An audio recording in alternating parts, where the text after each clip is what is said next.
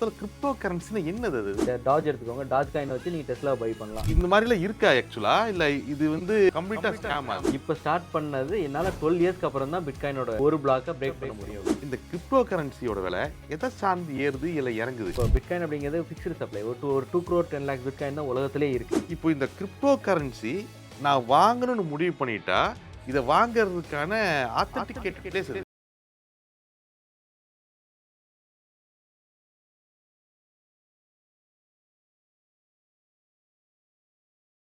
எல்லாத்துக்கும் வணக்கங்க. ஸோ எப்பவும் போல் இந்த வாரமும் ஒரு முக்கியமான சீஃப் கெஸ்ட்டோட இந்த பாட்காஸ்ட் நம்ம ஆரம்பிச்சிடலாம். முதல்ல எங்கள் அப்பா தாத்தா காலத்துல எல்லாம் இன்வெஸ்ட்மெண்ட் அப்படின்னு எடுத்துட்டோம்னா இந்த தங்கம் அப்புறம் ரியல் எஸ்டேட் இதை தவிர பெரிய இன்வெஸ்ட்மெண்ட்ஸ் எல்லாம் பெருசாக எதுவும் இருக்காது. பட் இன்றைக்கி அப்படி இல்லை. இன்றைக்கி இன்வெஸ்ட்மெண்ட்ஸ் அப்படின்னு நம்ம பேசினோம் அப்படின்னு சொன்னால் ஸ்டாக் மார்க்கெட் ஆகட்டும், மியூச்சுவல் ஃபண்ட்ஸுகள் ஆகட்டும், இடிஎஃப்கள், ரீட்ஸு, இன்வைட்ஸுன்னு இன்வெஸ்ட்மெண்ட் பண்ணுறதுக்கான ஆப்பர்ச்சுனிட்டி அப்படிங்கிறது பெரிய கடல் மாதிரி இருக்குது. பட் இந்த ஆப்பர்ச்சுனிட்டியில் முக்கியமான ஒரு இடத்த இன்றைக்கி இந்த கிரிப்டோ கரன்சி பிடிச்சிருக்குன்னு சொன்னால் அது தப்பு இல்லை. நம்ம ஆளுங்க நிறைய பேர் இப்போ ஆல்ரெடி கிரிப்டோவில் இன்வெஸ்ட் பண்ண ஆரம்பிச்சிட்டாங்க.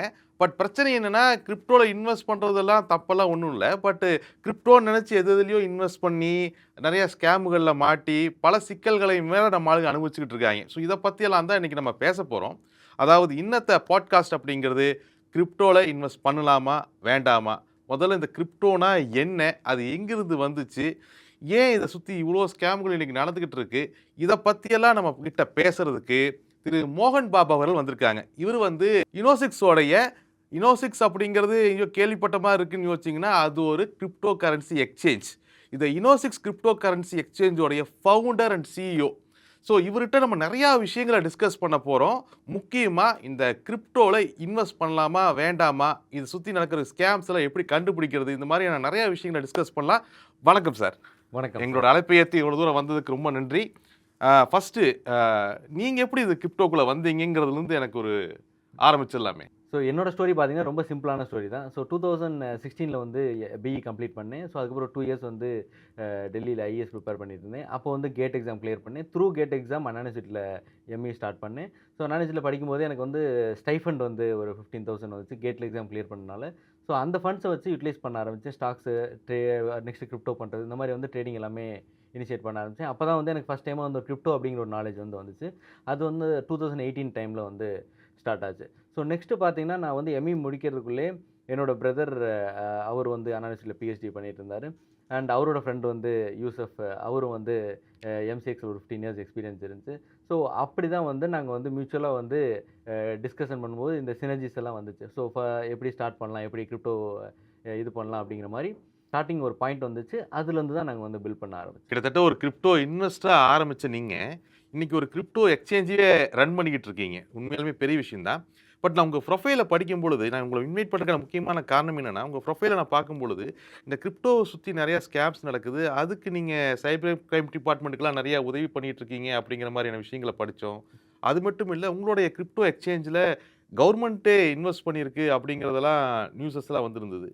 இதெல்லாம் எப்படி நடந்துச்சு? இதெல்லாம் எங்கேருந்து ஆரம்பிச்சதுங்க? ஆக்சுவலி வந்து நாங்கள் கம்பெனியை ஸ்டார்ட் பண்ணது 2022 தான் ஸ்டார்ட் பண்ணோம். ஸோ அப்போ வந்து பார்த்தீங்கன்னா ஜீரோவில் தான் இருந்தோம். ஒரு 2-3 பேரை வச்சு தான் நாங்கள் வந்து கம்பெனி ஸ்டார்ட் பண்ணோம்.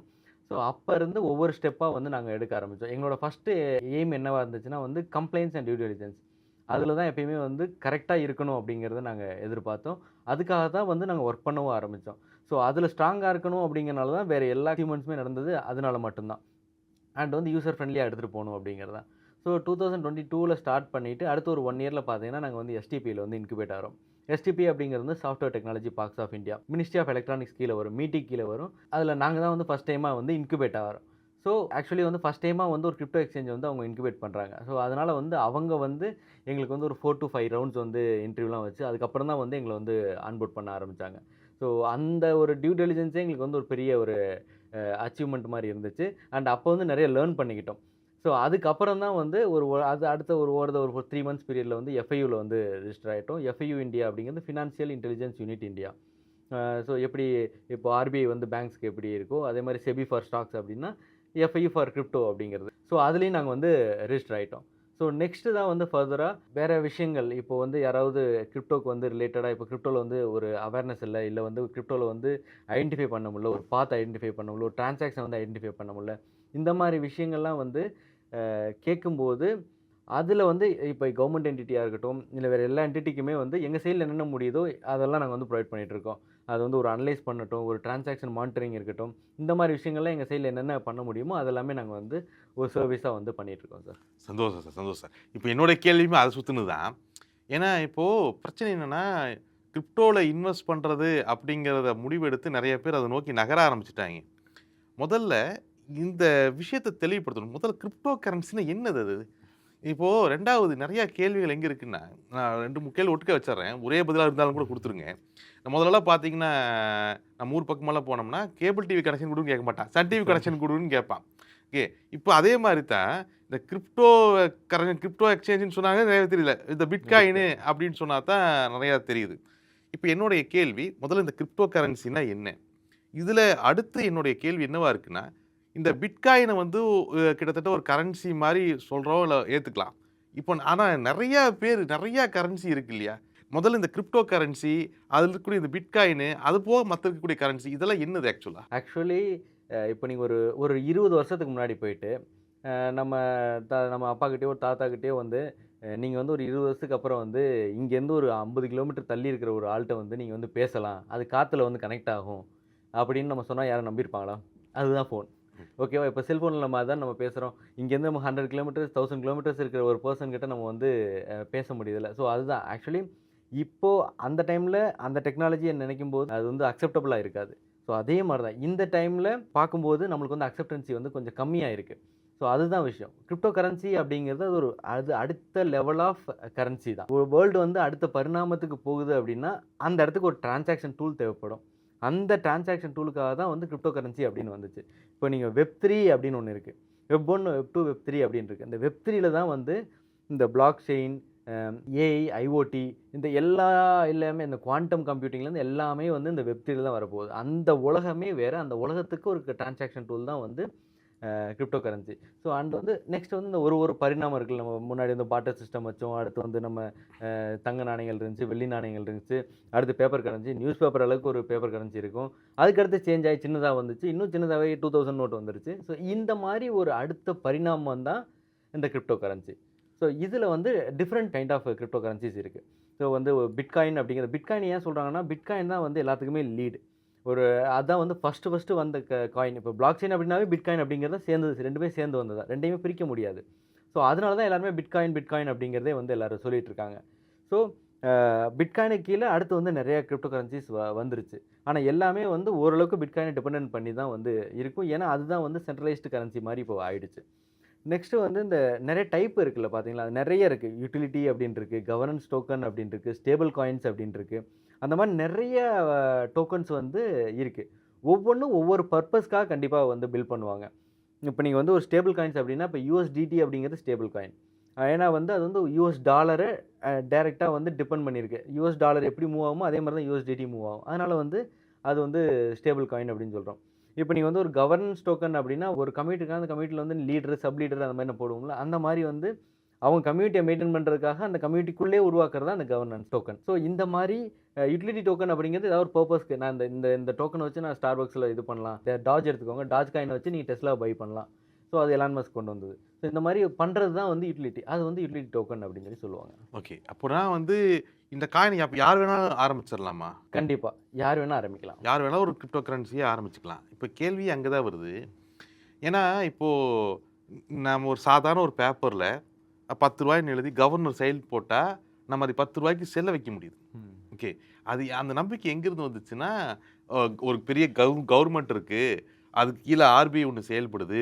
அந்த ஆர்பிஐயோட கவர்னரே இந்த பேப்பர்ல கையெழுத்து போட்டு இதுக்கு ரூ. 10ன்னு செல்லுன்னு சொல்லியிருக்காரு.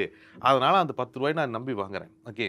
அப்ப இந்த கிரிப்டோக்கு அண்டர்லைனிங் அசெட் அதாவது இந்த கிரிப்டோவ நான் ஏன் நம்பணும்? எதன் அடிப்படையில இந்த கிரிப்டோ அப்படிங்கிறது நான் நம்பியாகணும்? ஆக்சுவலி நீங்க எல்லாருமே கிரிப்டோ கிரியேட் பண்ணலாம். யார் வேணா கிரிப்டோ கிரியேட் பண்ணலாம். அதுல எந்த மாற்றமும் கிடையாது. ஆனா, நீங்க அத எந்த கண்ட்ரில கிரியேட் பண்றீங்கன்னு இருக்கு. எந்த கண்ட்ரியில் என்ன பர்பஸ்க்காக கிரியேட் பண்ணுறீங்கன்னு இருக்குது. அந்த பர்பஸை அந்த கண்ட்ரியில் இருக்க ரெகுலேஷன் கூட நீங்கள் டைப் பண்ணணும். இப்போ இருக்கிற சினாரியோ சொல்கிறேன். முன்னாடி வந்து டிஃப்ரெண்ட்டாக இருந்துச்சு. இப்போ இருக்க சினாரியோவில் நான் இந்தியாவில் ஒரு கிரிப்டோ டோக்கன் நான் போடுறேன் அப்படின்னா நான் எஃப்ஐயூவில் ரெஜிஸ்டர் பண்ணணும் அந்த டோக்கனை. என்கிட்ட எவ்வளோ டோக்கன் சேல் ஆயிருக்கு, என்கிட்ட எவ்வளோ டோக்கன் இருக்குது, அதை நான் எவ்வளோ பேர்ன் பண்ணியிருக்கேன், அதை எவ்வளோ நான் கொடுக்க போகிறேன், யார் யாருக்கு எவ்வளோ அலோகேட் பண்ணியிருக்கேன், இப்படி எல்லா விஷயத்தையுமே வந்து கவர்மெண்ட்டுக்கிட்ட ஒரு ப்ரொபோசலாகவே வந்து நீங்கள் வைக்கணும். ஸோ இதெல்லாம் வந்து எந்த கண்ட்ரியில் நீங்கள் ஒரு டோக்கன் ரெடி பண்ணாலும் அந்த கண்ட்ரியில் அந்த ரெகுலேஷனை நீங்கள் ஃபாலோ பண்ணி தான் வந்து ஆகணும். யார் வேணாலும் கிரியேட் பண்ணி அதை வந்து மிஸ்யூஸ் பண்ணிடுவாங்களா அப்படிங்கிற ஒரு இது இருக்க வேணாம். ஏன்னா வந்து அந்த கண்ட்ரி லைசன்ஸ் வச்சுட்டாங்கன்னா நீ தாராளமாக வந்து அந்த அந்த அதாவது நீங்க token என்ன access சொல்ல பண்ணலாம். வர்றீங்கன்னா, நானே ஒரு நாளைக்கு ஒரு கிரிப்டோ கரன்சி நான் ப்ரொடியூஸ் பண்ணணும்னாலும், நான் கவர்மெண்ட் கிட்ட இன்ஃபார்ம் பண்ணிட்டு, ஆத்தரைசேஷன் வாங்கிட்டு தான் நான் பண்ண முடியும் அப்படிங்கிறீங்க. கண்டிப்பா. நீங்க கிரிப்டோ பண்ணிட்டாலும், நீங்க கவர்மெண்ட் லைசென்ஸ் வாங்குனா தான் அடுத்து மார்க்கெட் பண்ண முடியும். மார்க்கெட்குள்ள கொண்டு வர முடியும். ம். ரைட். அவ்ளோ ஸ்கேம்ஸ் நடந்துட்டு இருக்கு. இப்ப நம்ம இன்னைக்கு உட்கார்ந்து பேசிட்டு இருக்கிற காரணமே, அது அது ஒரு முக்கியமான காரணம். ஏன்னா கிரிப்டோ பொறுத்த வரைக்குமே இன்னைக்கு ஒரு ஒரு ஒரு அட்ராக்டிவான இன்வெஸ்ட்மெண்ட்டா மாறிக்கிட்டு இருக்கு. அதுல எந்த ஒரு குழப்பமும் கிடையாது. ஆனா அதே நேரத்துல ஒரு பொருள் புதுசா வரும்பொழுது, அத சுத்தி நெறைய டூப்ளிகேட் பொருட்கள் உருவாகுறதும், அத சுத்தி பயங்கர ஸ்கேம் நடக்கிறதும், அதுலயும் அதுல வந்து புது புது டெக்னாலஜிலாம் கொண்டு வர்றான். இப்போ 2, 3 விஷயங்கள் எம்எல்எம் உள்ள கொண்டு வந்து ஒரு ஸ்கேம் நடக்குது. இன்னொரு பக்கம் ஃபிக்ஸ்ட் ரிட்டர்ன் ஸ்கேம் நடக்குது. இந்த மாரி நெறைய ஃபேக்டர். இதில நான் எப்படி கண்டுபிடிக்கிறது? நான் இத எப்படி தெரிஞ்சுக்கிறது? உதாரணத்துக்கு நான் ரொம்ப சிம்பிளா வச்சுக்கிறேன். ஒரு ஸ்டாக் மார்க்கெட்ல நான் பல வருஷமா இருக்கிறேன். ஒரு ஸ்டாக் வந்து எக்ஸ்சேஞ்சில ட்ரேட் ஆகுது. இது உண்மையான ஸ்டாக், இல்ல இது போலியான ஸ்டாக், இது இவன் ஏதோ ஏமாத்துறான். இந்த மாரி பிரிச்சு பார்க்கறதுக்கு நெறைய விஷயங்கள் இருக்கு. கிரிப்டோல அந்த மாரி ஏதாச்சும் இருக்கா? இப்போ நீங்க பார்த்தீங்கன்னா, அதுக்கு தான் வந்து எக்ஸ்சேஞ்சஸ் அப்படின்னு இருக்கு. ஸோ எஃப்ஐயூ ரெஜிஸ்டர்ட் எக்ஸ்சேஞ்சஸ்ல இப்போ நீங்க வந்து ஏதோ காயின்ஸ் உங்களுக்கு சஜெஸ்ட் பண்றாங்க அப்படின்னா, அந்த காயின்லாம் இருக்கா அப்படின்னு சொல்லி பாருங்க. அந்த காயின் அதில இருக்கு அப்படின்னா, நீங்க வந்து தாராளமா நீங்க பர்ச்சேஸ் பண்ணலாம். எப்பயுமே உங்களோட இன்வெஸ்ட்மெண்ட்ஸ வந்து ஒரு இன்வெஸ்ட்மெண்ட்ஸ் இருக்குன்னா, அந்த ஃபுல் இன்வெஸ்ட்மெண்ட்டையும் அந்த ஒரு காயின்ல வந்து போடுறது வந்து அக்செப்டபிள் இல்ல. நீங்க வந்து அத டைவர்சிஃபை பண்ணி தான் போடணும். எல்லாரும் ஒரு காயின் நீங்க போடுங்க. உங்களுக்கு வந்து மாசம் வந்து 5% வரும், மாசம் 10% வரும் அப்படிங்கிறது வந்து கிடையவே கிடையாது. ஏன்னா, இப்போ நீங்க வந்து பெரிய காயின் எடுத்துக்கோங்க. எத்தீரியமா இருக்கட்டும், இல்ல வந்து இப்போ பிஎன்பி காயினா இருக்கட்டும், இல்ல யூஎஸ்டிடியா இருக்கட்டும், யூஎஸ்டிசியா இருக்கட்டும், இவ்வளோ பெரிய காயின்ஸே எல்லாரும் வருஷத்துக்கே வந்து 5% ஸ்டேக்கிங் இதுதான் குடுக்குறாங்க ரிவார்ட்ஸ். ஆனா, இங்க வந்து எல்லாரும் வந்து மாசம் மாசம் குடுக்குறாங்க. டெய்லி நான் குடுக்குறேன் அப்படின்னு சொல்லி சொல்றாங்க. அது வந்து அக்செப்டபிள்னு சொல்றத விட, அது வந்து அந்த மாரி ஒரு பிளாக் செயின்ல ஒரு இதே இல்ல. ஏன்னா நீங்க எப்படி ஜெனரேட் பண்ண முடியும்? அப்படிங்கிற ஒரு கொஸ்டின் இருக்கு. அவ்வளோ பெரிய பிளாக் செயின் லேயர் 1 செயின்ஸ் வச்சிருக்கவங்களே வந்து பண்ண முடியல. அவங்கனாலே பண்ண முடியல அப்படிங்கும்போது, இவங்க எப்படி பண்ண முடியும் அப்படிங்கிறது தான். ஸோ அதனால வந்து இந்த மாசம் மாசம் நான் ரிட்டர்ன்ஸ் தர்றேன். நான் வந்து இதுவா இருக்கேன். அதுலேருந்து நீங்க வாங்கிக்கங்க. அப்படிங்கிறத வந்து நீங்க அவாய்ட் பண்றது ஒரு பெஸ்ட் ஆப்ஷன். இல்ல நம்ம போன வாரம் என்னைய ஒரு டீம் அப்ரோச் பண்ணுச்சு. அவங்க என்ன சொன்னாங்கன்னா, "இந்த பெல்டெக்ஸ்ன்னு ஒரு காயின் வச்சிருக்கிறோம். அதுல இன்வெஸ்ட் பண்ணா வந்து மாசம் 5% ரிட்டர்ன்ஸ் தர்றோம். அது வந்து வளர்ந்துட்டே இருக்கும்." அந்த காயின் எடுத்து அது 4, 5 வெப்சைட்லலாம் காமிச்சாய்ங்க. 20 ஆப்ஷன்ஸ் எல்லாம் ஓப்பன் பண்ணி காமிச்சாங்க. இப்போ இந்த மாரிலாம் இருக்கா ஆக்சுவலா? இல்ல இது வந்து கம்ப்ளீட்டா ஸ்கேமா அது? ஆக்சுவலி இந்த கொஸ்டினுக்கு ஏன் நான் ஆன்சர் பண்றேன்னா, நானும் திண்டுக்கல்லேருந்து வந்திருக்கேன். அதனால தான் வந்து ஆன்சர் பண்றேன். ஏன்னா நானும் கோயம்புத்தூர்ல படிச்சிருக்கேன் அப்படிங்கிறனால. அ அ சி பெல்டெக்ஸ் அப்படின்னு பண்றாங்க. பெல்டெக்ஸ்ன்னு ஒரு காயின் வந்து ரொம்ப ஒரு இதுவா பண்ணிட்டு இருக்காங்க. அதுல அவங்க வந்து நெறைய டெக்னாலஜி இருக்கு. அவங்க என்கிட்ட வந்து இது இருக்கு. சாட் மாரி ஒரு இது இருக்கு. ஆமாங்க. நெறைய பேமெண்ட் கேட்வே இருக்கு. நெறைய டெக் நாங்க கொண்டு வர்றாங்க. இது இருக்கு. அதெல்லாம் வந்து அடுத்த விஷயம். அது நம்மளுக்கு வந்து தேவையே இல்ல. இப்போ என்ன பார்க்கணும் அப்படின்னா, பெல்டெக்ஸ் இருக்கு. அந்த பெல்டெக்ஸு நான் இனோசிக்ஸ்ல நான் லிஸ்ட் பண்ணியிருக்காங்க. அப்ப நான் இனோசிக்ஸ்ல பெல்டெக்ஸ நான் வாங்குறேன். வாங்கிட்டு அத நான் வந்து ஒரு ஒரு 1 இயர் நான் ஹோல்ட் பண்றேன். ஹோல்ட் பண்ணிட்டு அடுத்து எனக்கு வந்து ஒரு ரிட்டர்ன்ஸ் வருது. நான் அடுத்து வந்து 1 இயர்க்கு அப்புறம் அந்த பில்டெக்ஸ் வந்து இன்னோசிக்ஸ்லேருந்தே நான் வந்து வித்ட்ரா பண்ணிக்கிறேன். ஓகேவா? இப்படி நீங்க பண்ணீங்கன்னா, நீங்க வந்து ஒரு ப்ராப்பர் இன்வெஸ்டர். அது வந்து எந்த பிரச்சனையும் இல்ல. ஆனா, அதுக்கு மாறா நீங்க என்ன நடக்குதுன்னா, பில்டெக்ஸ நீங்க இங்க வாங்குறீங்க. அத இன்னொரு ஒரு தேர்ட் பார்ட்டி வெப்சைட்க்கு எடுத்துட்டு போறீங்க. அந்த வெப்சைட்லருந்து உங்களுக்கு மந்த்லி 5% ரிட்டர்ன்ஸ் வருது. மறுபடியும் அந்த பீரியட் முடிஞ்ச உடனே அத எடுத்துட்டு வந்து இங்க செல் பண்றீங்க. ஆக்சுவலி இங்க என்ன நடக்குதுன்னா, நீங்க அந்த தேர்ட் பார்ட்டி வெப்சைட்க்கு ஒண்ணு எடுத்துட்டு போறீங்கல்ல, அந்த வெப்சைட் வந்து எஃப்ஐயூல ரெஜிஸ்டர் ஆயிருக்கணும். ம். அப்ப மட்டும் தான் இது லீகல். ம். இல்ல அப்டின்னா நீங்க எக்ஸ்சேஞ்சுக்குள்ளேயே வச்சுட்டு எக்ஸ்சேஞ்சுக்குள்ளேயே ட்ரேட் பண்ணி எடுத்துட்டு போறீங்கன்னா எந்த பிரச்சனையும் கிடையாது. இன்னொரு தேர்ட் பார்ட்டி வெப்சைட்க்கு போயிட்டு அங்க போய் நீங்க வந்து குடுத்துருக்கீங்க. அவங்க வந்து எஃப்ஐயூக்கு ரிப்போர்ட் பண்ணி என்கிட்ட இந்த கிளையன்ட் இருக்காங்க. நான் இவ்வளோ ஸ்டேக்கிங் போனஸ் குடுக்குறேன். இது இவ்வளோ கிளைண்ட்ஸுக்கு நாங்கள் சர்வீஸ் பண்ணிகிட்ருக்கோம், என்னோட இந்தியன் கிளைண்ட் பேஸ் இது அப்படிங்கிறத எஃப்ஐயூவில் கொடுக்கணும். ஏன்னா அந்த வெப்சைட் இந்தியன் ரீஜனுக்குள்ளே அந்த வெப்சைட் ஒர்க் ஆகுது அப்படிங்கிற பட்சத்தில் அவங்க எஃப்ஐயூவில் ரெஜிஸ்டர் ஆகிருக்கணும். இல்லை ஓப்பனாக மாதம் 5% ரிட்டர்ன்ஸ் தரேன்னு சொல்கிறாங்களா? அப்படி பண்ண முடியுமா முதல்ல? பண்ண முடியாது சார். ஆக்சுவலி வந்து அந்த மாதம் 5% அப்படிங்கிறது வந்து ஒரு ப்ராப்பர் செயின்னால் பண்ணவே முடியாது. ப்ராப்பர் செயின்னால் அந்த மாதிரி ஒரு ரிட்டர்ன்ஸை வந்து கொடுக்கவே முடியாது. ஸோ இங்கே வந்து அவங்க வந்து அந்த ப்ரைவசி காயின்ஸ் அப்படிங்கிறனால வந்து யாருக்கும் வந்து என்ன குவான்டிட்டி இருக்குது அப்படிங்கிறதே வந்து யாருக்கும் தெரியாது. ஸோ அதனால் வந்து அவங்க டெய்லியும் கூட வந்து ஜென்ரேட் பண்ணலாம். காயின்ஸை வந்து டெய்லியும் கூட ஜென்ரேட் பண்ணலாம். ஏன்னா அது ஒரு ஃபிக்ஸ்டு சப்ளை அப்படிங்கிறது கிடையாது ஏன்னா ப்ரைவசி காயின்ஸில். ஸோ அதனால வந்து இந்த மாதிரி உங்களுக்கு வந்து உங்களுக்கு புரிய மாட்டேங்குது. டெய்லி ஜென்ரேட் பண்ணுற ஒரு விஷயத்தை வந்து நீங்கள் வந்து அது 5%ன்னு நினச்சிட்டு இருக்கீங்க. அது வந்து ஒரு வேல்யூ கொடுத்தா தானே உங்களுக்கு ஒரு இது. நீங்க எந்த ஒரு இது பண்ணாலும் அது அந்த கண்ட்ரிக்குள்ள அந்த ரெகுலேஷனா இருந்தா மட்டும் தான் அத நீங்க வந்து டச்சே பண்ணணும். இல்ல அப்படின்னா அத நீங்க டச் பண்ணவே கூடாது. ஸோ இப்போ ரீசெண்டா பார்த்தீங்கன்னா வந்து எஃப்ஐல வந்து இந்த பிரைவசி காயின்ஸ் எல்லாமே வந்து பேன் பண்ணிட்டாங்க. ஸோ இப்போ மொனிரோவா இருக்கட்டும், இல்ல ஜெட்கேஸா இருக்கட்டும். ஏன்னா வந்து அவங்களோட டிரான்சாக்ஷன்ஸ்லாம் மானிட்டர் பண்ண முடியல. நெக்ஸ்ட் வந்து அந்த அவங்களோட குவான்டிட்டி எவ்வளோ அப்படிங்கிறது தெரியல. அவங்க வந்து ரெகுலேஷன்ஸ்குள்ள வரமாட்றாங்க அப்படிங்கிற மாரி. ஸோ இதுவுமே வந்து இந்தியாக்குள்ள வந்து இப்போ ரெகுலேட் பண்ண ஒரு விஷயம் தான். ஸோ பிரைவசி காயின்ஸை டச் பண்ணாதீங்க. அது வந்து பேன் பண்ணிட்டாங்க. ஓகே, இந்த மாதிரியான காயின்கள் வந்து பேன் பண்ணப்பட்டிருக்கு. ரைட்டா? இதை தாண்டி நம்மளா போய் எங்கேயாச்சும் பணத்தை கொடுத்து ஏமாத்தத்தான் உண்டு. சரி. இதை கொஞ்சம் டீப்பாக நான் புரிஞ்சுக்க விரும்புகிறேன். ஏன்னா நம்ம பசங்களை பொறுத்த வரைக்கும் இது கொஞ்சம் புதுசு. இந்த கிரிப்டோ கரன்சி அப்படிங்கிறது புதுசு. முதல்ல நான் சின்ன பையனா இருக்கும்பொழுது செய்தி முடிகிற வாக்கில் சென்செக்ஸ் இவ்வளோ புள்ளி ஏறுச்சு அப்படின்னு கேட்டிருந்தாங்க. இன்னைக்கு சென்செக்ஸ் நிஃப்டியெல்லாம் தலைப்பு செய்தி ஆயிருச்சு. இந்த கிரிப்டோ கரன்சி கடைசியில் வருது. இப்போ பிட்காயின் இவ்வளோ ஏறி இருக்கு, இறங்கி இருக்கு அப்படிங்கிறது. அப்போ இந்த டைம்லேயே இதை புரிஞ்சுக்க வேண்டியது கட்டாயமாகுது. சரி, கிரிப்டோ கரன்சினா நீங்கள் அது என்னங்கிற ஒரு விளக்கம் கொடுத்தீங்க. இப்போ இந்த கிரிப்டோ கரன்சி நான் வாங்கணும்னு முடிவு பண்ணிட்டா இதை வாங்குறதுக்கான ஆத்தென்டிகேட்டட் பிளேஸ் இதுதான் இந்த இடத்துல தான் நீங்கள் வாங்கணும்னு சொன்னால் எந்த இடம்? ஆக்சுவலி வந்து முன்னாடி பார்த்தீங்கன்னா வந்து ஒரு 2 டைப் இருந்துச்சு. ஒன்று வந்து டீசென்ட்ரலைஸ்ட் எக்ஸ்சேஞ்ச், இன்னொன்று வந்து சென்ட்ரலைஸ்ட் எக்ஸ்சேஞ்ச். டீசென்ட்ரலைஸ்ட் எக்ஸ்சேஞ்சுனா இப்போ பேன்கேக் ஸ்வாப், யூனிஸ்வாப் அந்த மாதிரி நேமில் இருக்கும். நீங்கள் அதில் போய் வந்து நீங்கள் கிரிப்டோவை இன்னொரு கிரிப்டோவை நீங்கள் வந்து கன்வெர்ட் பண்ணிக்கலாம். எந்த ஒரு கேஒய்சி அந்த மாதிரி விஷயங்கள்லாம் தேவையில்ல. அது வந்து ஃப்யூச்சரில் வந்து தான் வரும். ஆனால் இப்போ நெக்ஸ்ட்டு வந்து பார்த்தீங்கன்னா, இப்போ அந்த டீசென்ட்ரலைஸ்ட் எக்ஸ்சேஞ்ச் எல்லாத்தையுமே வந்து இப்போ வந்து பேன் பண்ண ஆரம்பிச்சிட்டாங்க. இப்போ நெக்ஸ்ட்டு வந்து சென்ட்ரலைஸ்ட் எக்ஸ்சேஞ்ச். இப்போ சென்ட்ரலைஸ்ட் எக்ஸ்சேஞ்ச் தான் வந்து கவர்மெண்ட் ரெகுலேஷன்ஸ் வச்சு கவர்மெண்ட் என்ன நார்ம்ஸ் கொடுத்துருக்காங்களோ அந்த நார்ம்ஸ் படி வந்து சென்ட்ரலைஸ்ட் எக்ஸ்சேஞ்ச் வந்து ஆப்ரேட் ஆகும். ஓகேவா? ஸோ இப்போ நீங்கள் வந்து ஒரு யூசர்ஸ் வர்றாங்கன்னா கேஒய்சி கம்ப்ளீட் பண்ணணும். அடுத்து பேங்க் வெரிஃபை பண்ணணும். அடுத்து வந்து அவங்க மொபைல் வெரிஃபை பண்ணணும். அப்புறம் வந்து 2 ஃபேக்டர் ஆத்தென்டிகேட்டர் இதெல்லாம் போட்டுட்டு முடிச்சதுக்கப்புறம் அவங்களே வந்து ஐஎன்ஆர் டெபாசிட் பண்ணிவிட்டு அவங்க வந்து கிரிப்டோ வந்து பர்ச்சேஸ் பண்ணிக்கலாம். அதாவது நான் எனக்கு சொல்கிறது நான் என்ன புரிஞ்சுக்கிறேன்னா, இப்போது சென்ட்ரலைஸ்ட் எக்ஸ்சேஞ்சுன்னு ஒன்று இருக்குது. அதை கவர்மெண்ட்டு கண்ட்ரோல் பண்ணுறாங்க. ஸோ அதில் வந்து எப்படி நான் ஸ்டாக் மார்க்கெட்டில் வரும்போது டிமெட் அக்கௌண்ட்டு சைன் ஆதார்கள்லாம் போட்டு கேஒய்சி கம்ப்ளீட் பண்ணி நான் பண்ணுறேனோ அதே மாதிரி நான் பண்ணி அதன் மூலிமா ஒரு அக்கௌண்ட் ஓப்பன் பண்ணி அதன் மூலிமா நான் கிரிப்டோ கரன்சி வாங்கிக்கலாங்கிறீங்க. அப்படி வாங்குறதா கரெக்டான ஒரு ப்ரொசீஜர், ரைட்? கரெக்ட். சரி, இப்போ நான் கிரிப்டோ கரன்சி இப்போ நான் ஸ்டாக் வாங்கினேன்னா அதெல்லாம் என்னோட டிமெட்டில் போய் உட்காந்துக்குது. ஓகே, நான் என்னுடைய டெபாசிட்டி ஓப்பன் பண்ணி எவ்வளோ ஸ்டாக் இருக்குது என்ன இருக்குதுன்னெல்லாம் நான் பார்க்குறேன்ல. நான் கிரிப்டோ கரன்சி வாங்குறேன்னா இது எங்கே போய் உட்காருது ஆக்சுவலி நீங்கள் வந்து இப்போ ஒரு கிரிப்டோவை நீங்கள் பை பண்ணுறீங்க. பிட்காயினை நீங்கள் வந்து ஒரு பிட்காயின் வந்து பை பண்ணுறீங்க இனோசிக்ஸில். நீங்கள் பிட்காயின் பை பண்ணுறீங்க அப்படின்னா உங்களுக்குன்னு ஒரு இண்டிவிஜுவல் வாலெட் வந்து இனோசிக்ஸில் இருக்கும். ஸோ அந்த வாலெட்லாம் ஸ்டோர் ஆகும்.